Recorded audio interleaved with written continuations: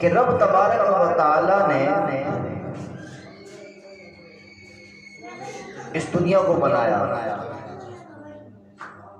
اس دنیا کو بنانے کے بعد اگر رب تعالی چاہے تو یوں بھی سلسلہ چلا سکتا تھا کہ رب تبارک و تعالی اس دنیا میں لوگوں کو بھیجنے کے بعد جس کو ہدایت دینی ہوتی اسے ہدایت ملتی اور جسے بھٹکانا ہوتا وہ بھٹک جاتا. لیکن رب تعالی نے اس جہاں کو بنانے کے بعد انسانوں کو بسانے کے بعد آپ حضرات کی توجہ یہاں رہی تو مجھے بیان کرنے میں آسانی ہوگی، کیونکہ بیان کرنے والا جب بیان کر رہا ہوتا ہے نا تو اسے لوگوں کی توجہ چاہیے. اگر توجہ نہ ملے، توجہ کی آپس میں تقسیم ہو تو پھر ذہن بھی بیان کرنے والے کا تقسیم ہو جاتا ہے. تو کوشش کر کے محفل میں حاضر ہیں تو میری گفتگو کو توجہ کے ساتھ سنیں گے تو ہی سمجھ میں آئے گا. اللہ تعالیٰ عمل کی توفیق عطا فرمائے. تو رب تبارک و تعالیٰ اس دنیا کو بنانے والا، اس میں انسانوں کو بسانے والا، انبیاء کو بھی پیدا کرنے والا رب ہی ہے. لیکن اللہ تبارک و تعالیٰ نے انسانوں کی ہدایت کے لیے انبیاء کرام علیہ السلام کو اس دنیا میں بھیجا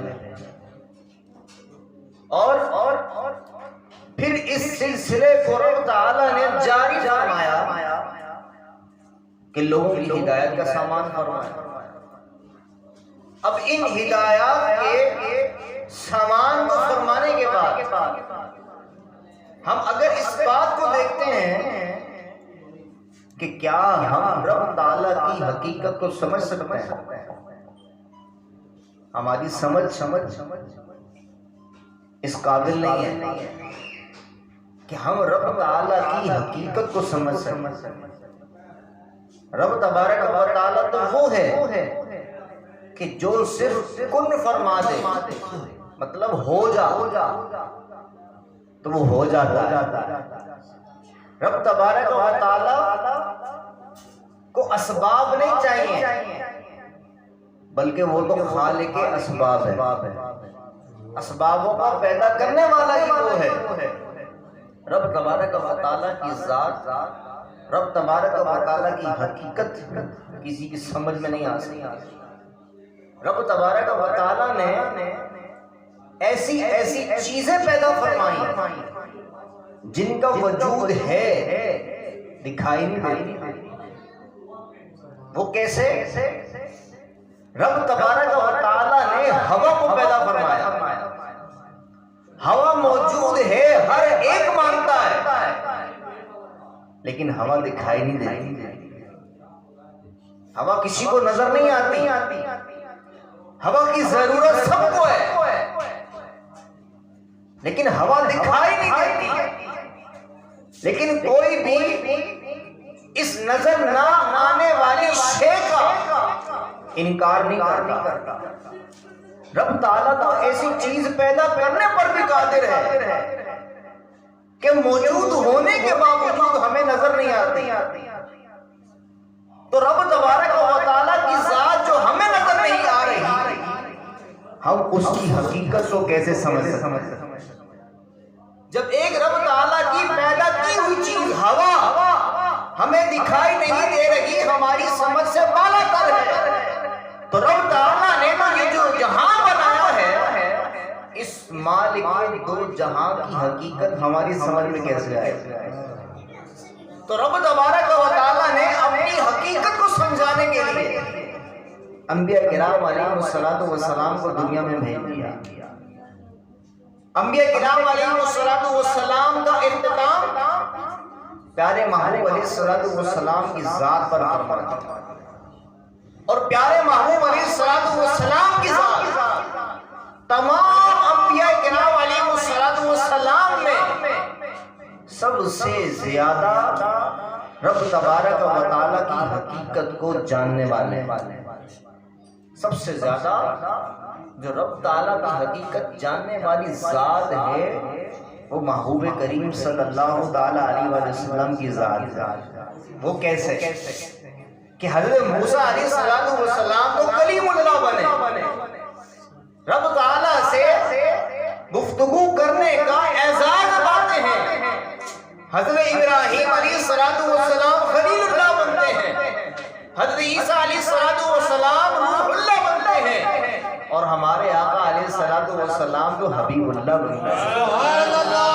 کلیم اللہ میں, خلیل اللہ میں, روح اللہ میں اور حبیب اللہ میں فرق یہ ہے کہ وہ سارے رب تعالیٰ کا پیغام سنتے تھے, اور میرے محبوب علیہ السلام تو وہ ہے کہ جو شب معراج رب تعالیٰ کا پیغام لینے کے لیے اس شان کے ساتھ گئے کہ رب تعالیٰ کا کلام بھی حاصل کر رہے ہیں اور رب تبارک و تعالیٰ کا جلوہ بھی دیکھ رہے ہیں.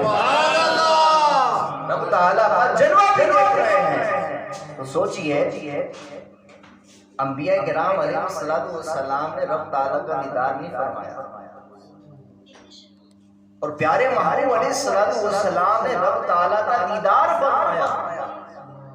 تو یہ بات واضح ہو جاتی ہے کہ سب سے زیادہ رب تعالیٰ کو جاننے والی ہمارے محبوب علیہ السلام ہمارے نبی کی ذات ہے.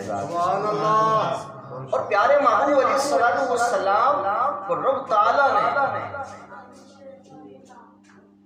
ایسا کمال عطا فرمایا, ایسی شان عطا فرمائی کہ پیارے محبوب علیہ السلام کی ذات کے اندر رب تبارک و تعالیٰ کا دیدار ہو جاتا ہے. رب تبارک و تعالیٰ کی حقیقت کا نظارہ ہو جاتا ہے. رب تبارک و تعالیٰ کی ذات کو تو ہم سمجھ نہیں پا رہے, لیکن ایک جھلک پیارے محبوب علیہ السلام کی ذات کے ذریعے ہمیں نظر آ رہی ہے.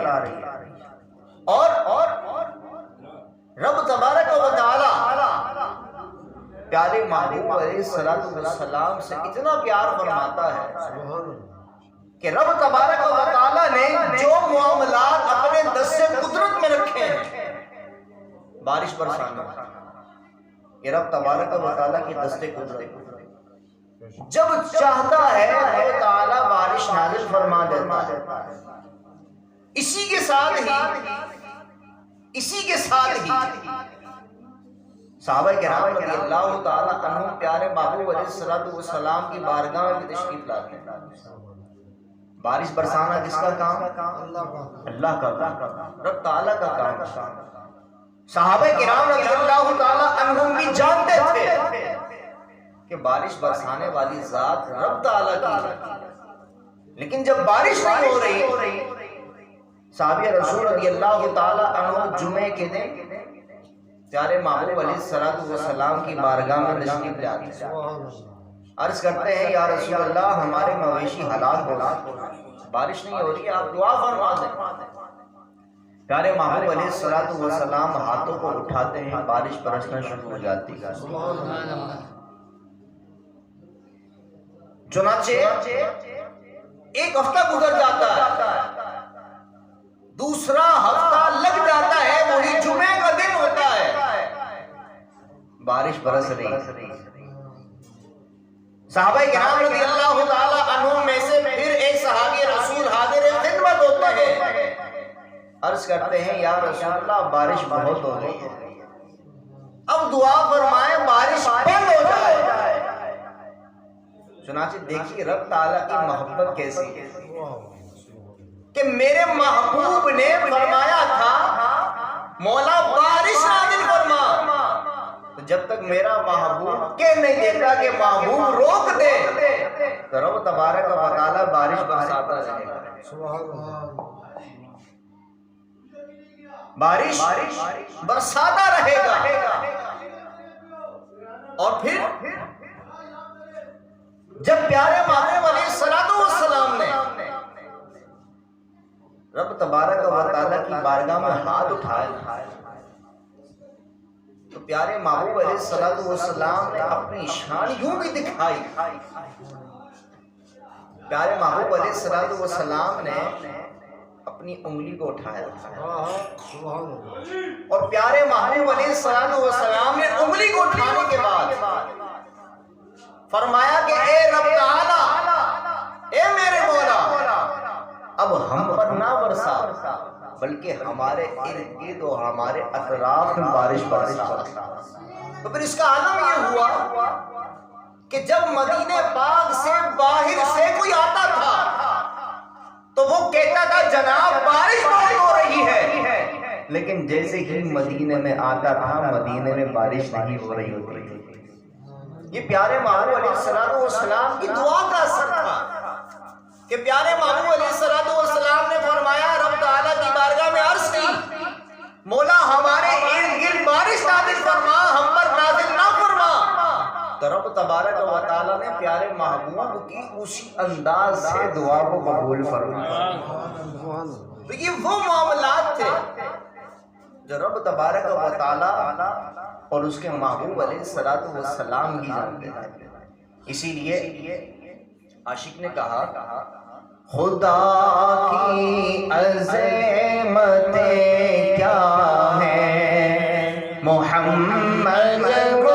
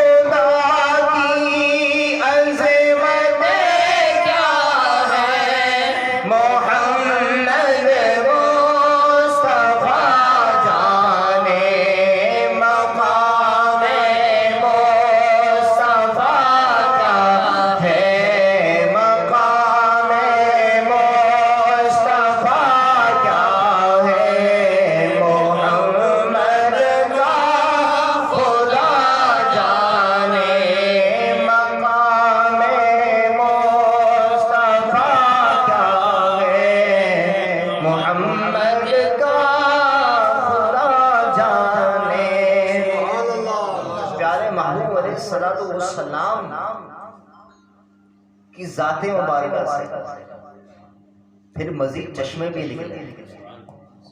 موضوع بہت طویل ہے لیکن میں مختصر کر کے موقع کی مناسبت سے ذکر کر رہا ہوں۔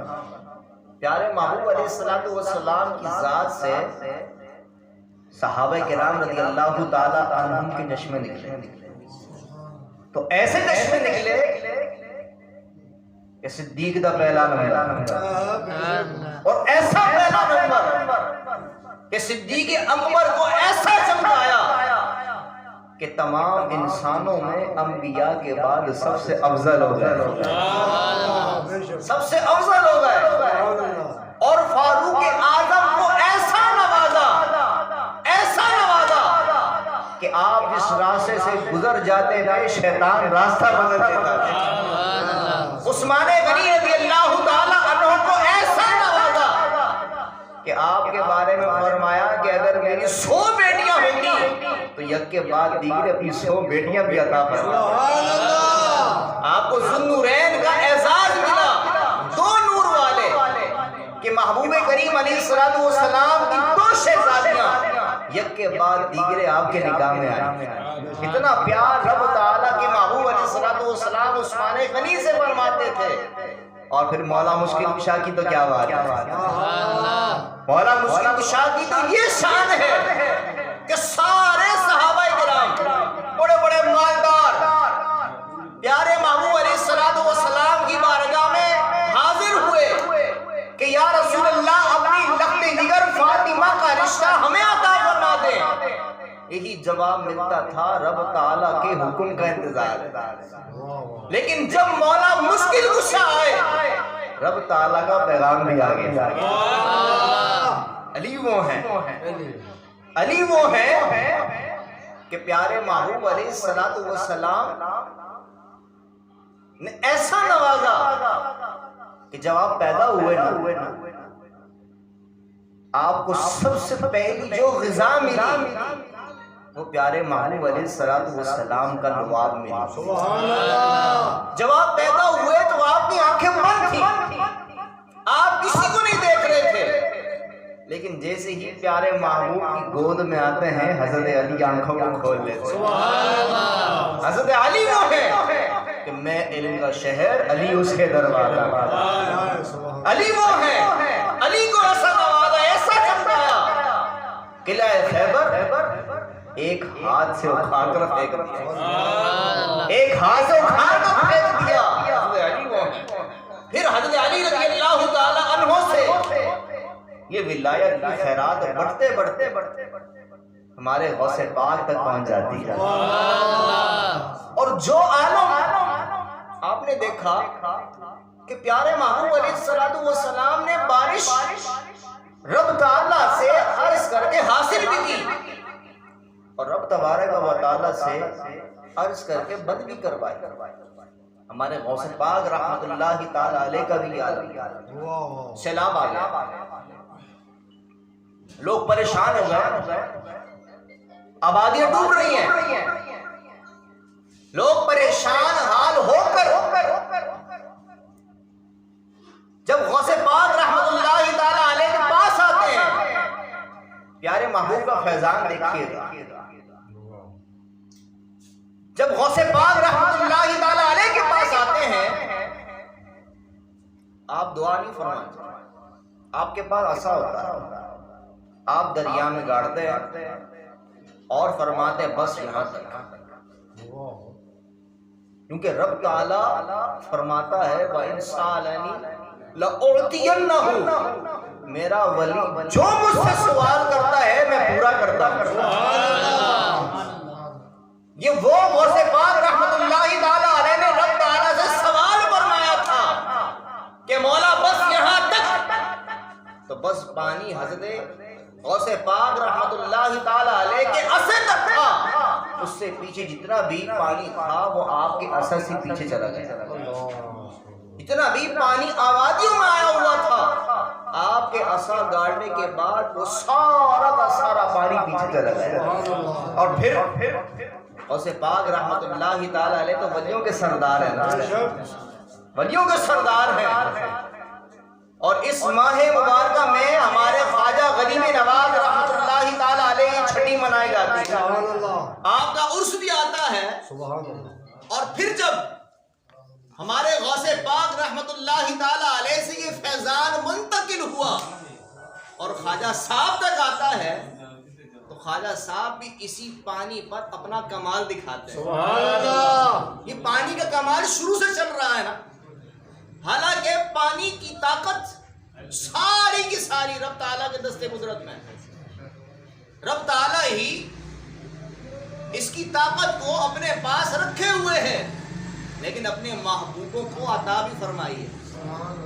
جب خواجہ صاحب رحمت اللہ تعالیٰ علیہ ہند تشریف لاتے ہیں، انا ساگر تالاب پر مسلمان جب غسل کے لیے جا رہے تھے، وضو کے لیے جا رہے تھے، تو وہ ہندو وہ کافر کہا کرتے تھے کہ یہ مسلمان ہمارے اس پانی کو ناپاک کر رہے ہیں. ان کے غسل کرنے کی وجہ سے، ان کے وضو کرنے کی وجہ سے، ان کے پانی کے استعمال کی وجہ سے یہ ہمارے پانی کو ناپاک کر رہے ہیں. چنانچہ جب خواجہ صاحب رحمت اللہ تعالی علیہ کو یہ بات بتائی گئی کہ یہ کافر لوگ یہ کہہ رہے ہیں، تو آپ نے اپنے ایک مرید کو بھیجا. سبحان اللہ. چاہتے نا خود بھی جا سکتے تھے، لیکن خواجہ صاحب رحمت اللہ تعالی علیہ نے اپنے مرید کے ہاتھ میں اتنا پاور دے کر بھیجا. بھیجنے والے کون تھے؟ خواجہ صاحب. خواجہ صاحب رحمت اللہ تعالی علیہ نے ایک پیالہ دے کر اپنے مرید سے کہا کہ جاؤ تالاب کا پانی لے کر آ جاؤ. اس مرید کو بھی پتا نہیں تھا ہوگا کیا، اس مرید کو بھی معلوم نہیں تھا آگے انجام کیا ہوگا، آگے عالم کیا نظر آئے گا، ان کو نہیں پتا تھا. لیکن جیسے ہی وہ مرید پیالہ لے کر تالاب پر پہنچتے ہیں اور پیالہ بھرتے ہیں، وہ سارا کا سارا تالاب کا پانی اس پیالے کے اندر آ جاتا. سبحان اللہ. وہ پیالہ لے کر تالاب خالی کر کے خواجہ صاحب رحمت اللہ تعالی علیہ کی بارگاہ میں پیش کر دیتے ہیں. اب کفار کی چیخو پکار شروع ہو جاتی ہے. جناب اب تو ہمارا تالاب کا سارا پانی خشک ہو گیا، اب ہم پانی کیسے استعمال کریں گے؟ اب انہوں نے آ کر گریہ ازاری کی، معافی مانگی کہ ہم سے غلطی ہو گئی، ہم نے یہ بات کہہ دی ہے۔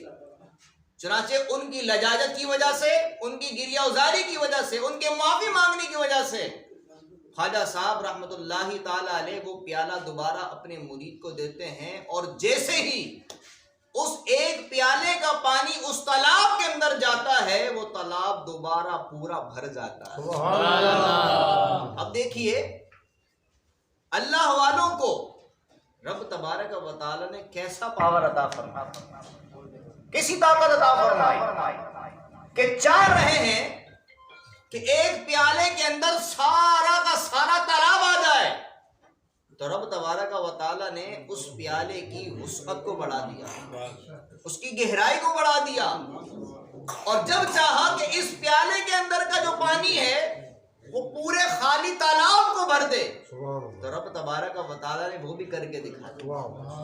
تو لوگ کہتے ہیں جناب تم مدی گنتی پڑھتے ہو، تم کہتے ہو جناب 11ویں والے سے ملو 12ویں والا ملے، 12ویں والے سے ملو تو ایک خدا ملے گا، تم الٹی گنتی پڑھتے ہو، ایک سے پڑھو، پہلے رب ہے، رب کے بعد دیکھو ایک کے بعد 2 آتا ہے۔ ہم نے کہا جناب ڈائریکٹ ایک والا ہے نا، ایک کے بعد 2 آتا ہے، 2 نمبر 2 نمبر بننا ہے، مرضی تمہاری، ہم تو 11 سے گنتی شروع کریں گے، اگر 1 سے گنتی شروع کی تو آگے 2 آتا ہے، 2 نمبر بندہ نہیں بننا، ہم نے 1 نمبر بندہ بننا ہے، اسی لیے پہلے 11ویں والے کے قدموں میں آتے ہیں۔ ہم پہلے ان اللہ والوں کی حقیقت کو تو جان لیں، ہم ان کی حقیقت کو نہیں جان سکتے، اور جب ان کی حقیقت کو جان لیا تو یاد رکھیں اللہ والوں کی حقیقت کو جاننے کے بعد پھر پیارے محبوب علیہ السلام کی پہچان کی باری آتی ہے، پھر پیارے محبوب علیہ السلام کی پہچان نصیب ہوتی ہے، اور پھر جب پیارے محبوب علیہ السلام کی پہچان نصیب ہو جاتی ہے پھر رب بھی مل جاتا ہے، کیونکہ اسی لیے شاعر نے کہا اللہ اللہ کیے جانے سے اللہ نہ ملے، اللہ اللہ کیے جانے سے اللہ نہ ملے، اللہ والے ہیں جو اللہ سے ملا دیتے ہیں۔ اور یہ بات کو ہمیں کلمہ پاک سمجھا رہا ہے، کوئی لا الہ الا اللہ لا الہ الا اللہ لا الہ الا اللہ پڑھنے سے مسلمان ہو جائے گا؟ نہیں ہوگا نا، جب تک محمد الرسول اللہ نہیں پڑھے گا مسلمان نہیں ہو سکتا۔ اور آپ کو پتہ ہے ہم پیارے محبوب علیہ السلام کو خدا نہیں سمجھتے، خدا کا بندہ سمجھتے ہیں۔ اب خود سوچئے رب تبارک و تعالیٰ کو اپنے محبوب بندے کتنے پیارے ہیں، جب تک بندہ مسلمان نہیں ہو رہا، جب تک خدا کے ساتھ بندے کا نام شامل نہیں ہو رہا۔ پیارے محبوب علیہ السلام بندے ہی ہیں نا، لیکن بندے بھی کمال والے، جیسے میرے سرکار ہیں ویسا نہیں کوئی۔ پیارے محبوب علیہ السلام تو ایسے بندے ہیں، لیکن پھر بھی رب نہیں مانتے ہیں، پھر بھی رب نہیں مانتے۔ یہ لوگ الزام لگاتے ہیں آپ شرک کرتے ہیں، جناب ہم شرک کیسے کرتے ہیں؟ ہم تو خدا کا بندہ مانتے ہیں اپنے آقا کو بھی، لیکن آقا علیہ السلام ایسے بندے ہیں کہ ہمارے آقا علیہ السلام جیسا کوئی نہیں۔ پیارے محبوب علیہ السلام کو جب ہم یہ مان رہے ہیں کہ لا الہ الا اللہ پڑھ کر کوئی مسلمان نہیں ہوتا جب تک محمد رسول اللہ نہ پڑھتے، تو یہ بات ہمیں بالکل واضح نظر آ رہی ہے کہ اللہ والوں کو چھوڑنے جیسا نہیں ہے۔ اگر اللہ والوں کو چھوڑ دیا نا تو پھر لا الہ الا اللہ کی تسبیح پڑھتے رہیں مسلمان نہیں ہوں گے. پھر آپ سمجھتے تو رہیں گے کہ میں مسلمان ہوں، لیکن جتنی بھی عبادات لے کر رب تعالیٰ کی بارگاہ میں جائیں گے، رب تبارک و تعالیٰ ہمارے منہ پر مارے گا. تو اللہ تعالیٰ ہم سب کو اولیاء کرام رحمہم اللہ کی سچی پکی محبت نصیب فرمائے، اور اولیاء کرام کی سیرت طیبہ پر ہمیں عمل کرنے کی توفیق عطا فرمائے. ہم نظر و نیاز لنگر تو بڑے شوق سے کرتے ہیں، لیکن شوق سے کریں. سب سے بہترین جو اثار ثواب ہے نا وہ نماز ہے.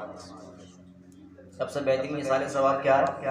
نماز ہے. سب سے بہترین لنگر کیا ہے؟ نماز ہے. آپ لاکھوں کا لنگر کھلا دیں، لاکھوں کا لنگر کھلا دیں، لیکن نماز کا لنگر نہیں ہے نا، تو ایسا نہ ہو کہ وہ لاکھوں کا لنگر ضائع ہو جائے. اگر اس لنگر کو بچانا ہے تو نماز کے لنگر کو تھامنا پڑے گا.